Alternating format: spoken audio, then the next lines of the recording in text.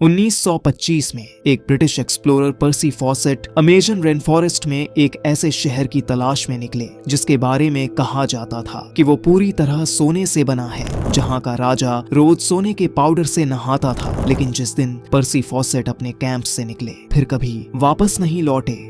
Amazon rain forest दुनिया का सबसे बड़ा रेन फॉरेस्ट है। हैरानी की बात यह है कि इसे 8 देश आपस में शेयर करते हैं। इसका एरिया है 70 लाख स्क्वायर किलोमीटर, यानी इंडिया जैसे 2 देश और यूके जैसे 28 देश इसमें समा सकते हैं। जैसे समंदरों का एक बड़ा हिस्सा अभी तक इंसानों से छिपा हुआ है, वैसे ही अमेज़न का भी एक बड़ा हिस्सा अब तक अनएक्सप्लोर्ड है। यहाँ ऐसे पेड़ पौधे, जानवर और माइक्रोब्स रहते हैं जिनमें से अभी तक सिर्फ 10% को ही जाना गया है। हर दिन यहाँ नई स्पीशीज खोजी जाती हैं। यहाँ मौजूद हैं 40,000 करोड़ पेड़ और यही वजह है कि इसे अर्थ के लंग्स कहा जाता है। दुनिया की 20% ऑक्सीजन सिर्फ यहीं से आती है। एक अनुमान के मुताबिक यहाँ करीब 20 लाख लोग रहते हैं जिनका बाहर की दुनिया से कोई कनेक्शन नहीं। इस जंगल के अंदर क्या क्या छिपा है वो आज भी एक मिस्ट्री बना हुआ है। आज हम जानेंगे अमेज़न के कुछ ऐसे मिस्ट्रीज के बारे में जिनमें से कुछ तो सुलझ चुके हैं लेकिन बहुत से आज भी साइंस की समझ से बाहर हैं।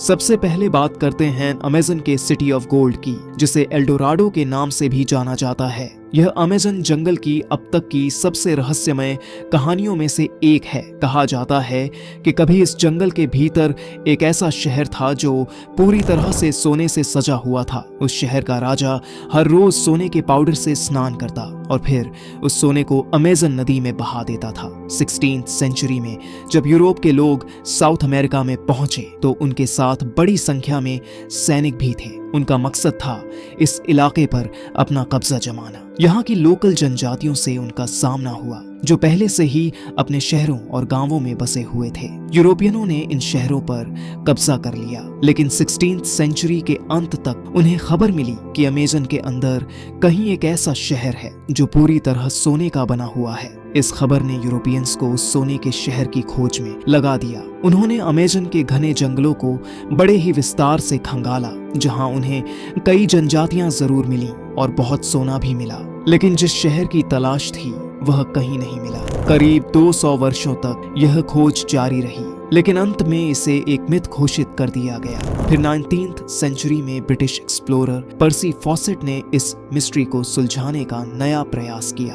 उन्होंने अमेज़न की गहराइयों में कुल 8 बार खोज अभियान चलाए, लेकिन एल्डोराडो या ऐसे किसी शहर के सबूत नहीं मिले जो यूरोपियंस ने बताया था। 1925 में पर्सी फॉसेट आखिरी बार ब्राजील के माटो ग्रोसो एरिया में खोज कर रहे थे। उनके साथ आखिरी बार संपर्क हुआ, उसके बाद वह गुम हो गए और फिर कभी लौट कर नहीं आए। महीनों तक उनकी खोज जारी रही, लेकिन न तो वे मिले और न ही उनकी कोई डेड बॉडी मिली। साइंटिस्ट्स का मानना है कि अमेज़न के कुछ हिस्से इंसानों के रहने के लिए बिल्कुल अनुकूल नहीं है, इसलिए यहाँ कोई बड़ा शहर या गांव होना संभव नहीं है। लेकिन जब मॉडर्न टेक्नोलॉजीज विकसित हुई तो अमेज़न में ऐसे कई सुराग मिले जो बताते हैं कि कभी यहाँ बड़े और डेवलप्ड सिटी रहे होंगे। पर्सी फॉसेट जिस इलाके की खोज कर रहे थे वह सही था, लेकिन उनकी खोज के तरीके सीमित थे। आज जमीन के नीचे मानव बस्तियों के अवशेष और कचरे के निशान मिले हैं।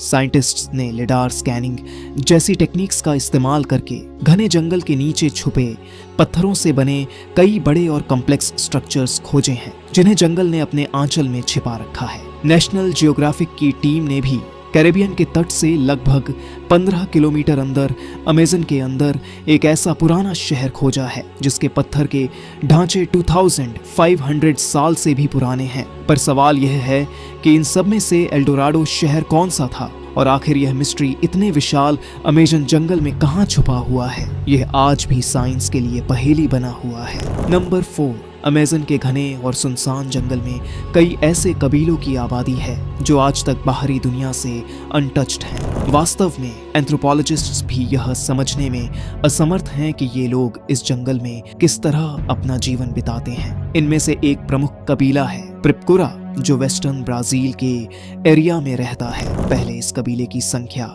हजारों में थी, लेकिन अब केवल 15 से 20 लोग ही बचे हैं। इस कबीले के बारे में हमें 1998 के बाद ही पता चला, जब पहली बार उनका बाहरी दुनिया से संपर्क हुआ। उनकी भाषा सुनकर ऐसा लगता था जैसे वे अपनी पीड़ा और दर्द बयान कर रहे हों। एंथ्रोपोलॉजिस्ट्स ने उनकी बातचीत को समझने की कोशिश की तो पता चला कि यह कबीला पहले काफी मजबूत था, लेकिन बाद में जब माइनिंग माफिया ने इस जंगल में अपनी गतिविधियां बढ़ाई तो उन्होंने उनके कई सदस्यों को मार डाला, जिनमें से ये कुछ लोग ही बच पाए। अमेजन जंगल में ऐसे कई कबीलों का अस्तित्व है जो अपनी अलग दुनिया में जी रहे हैं।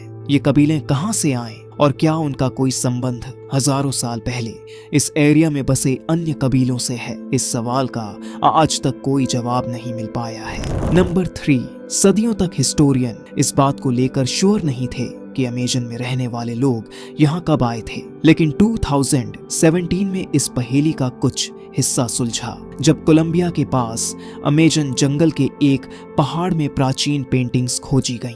ये पेंटिंग्स बड़े बड़े पत्थरों पर बनी थी जो पहाड़ के अंदर पूरी तरह दबे हुए थे। इन्हें समझने के लिए इन पत्थरों को बाहर लाना जरूरी था, इसलिए आर्कियोलॉजिस्ट ने लगभग 13 किलोमीटर लंबी खुदाई की, जिसमें पता चला कि ये पत्थर एक गुफा के अंदर थे। उस गुफा में मिली पेंटिंग्स लगभग 12,000 साल पुरानी थीं। उस समय आखिरी आइस एज का अंत हो रहा था और तब इस एरिया में जंगल नहीं बल्कि बर्फ का राज था। इन पेंटिंग्स में ऐसे जानवर भी दिखाए गए थे जो केवल आइस एज के दौरान ही मौजूद थे, जैसे मास्टोडॉन्स और जायंट स्लॉथ्स। इन पेंटिंग से यह भी पता चला कि उस समय के इंसान किस तरह की जिंदगी जीते थे और वे अपने से कई गुना बड़े जानवरों का शिकार कैसे करते थे। नंबर 2, 2019 में साइंटिस्ट्स को जब नॉर्थ ब्राजील के अमेजन फॉरेस्ट के मराजो आइलैंड पर एक मरी हुई हम्बैक व्हेल मिली तो वे हैरान रह गए। असली हैरानी इस बात की थी कि व्हेल का मरना ही नहीं बल्कि उसकी मौत का वक्त कुदरत के नियमों के खिलाफ था। ये व्हेल एक बच्चे की थी जो लगभग 10 टन भारी थी।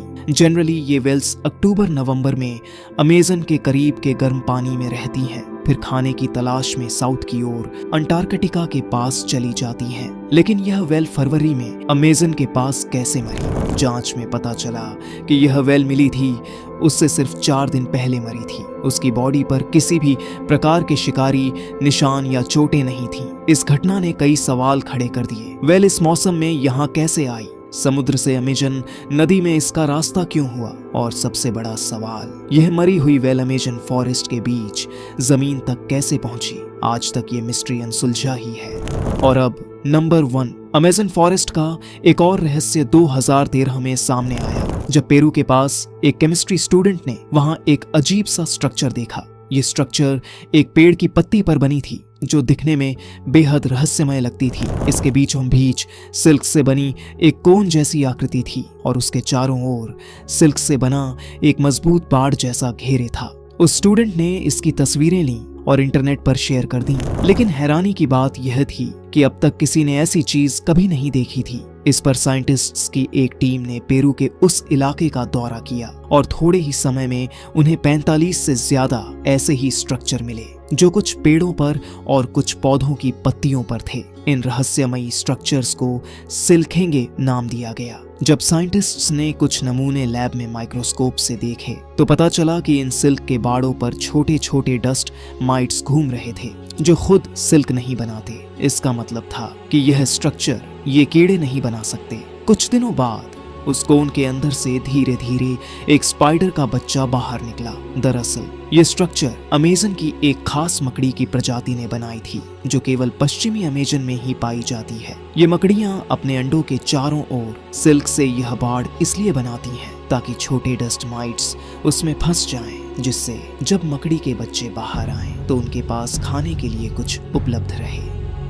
उम्मीद है आपको ये वीडियो पसंद आया होगा। अगर हाँ तो इसे लाइक और शेयर जरूर करें ताकि और लोग भी इस रहस्यमयी अमेजन की कहानी जान सकें। फिर मिलते हैं एक नए और रोमांचक वीडियो के साथ। तब तक के लिए धन्यवाद।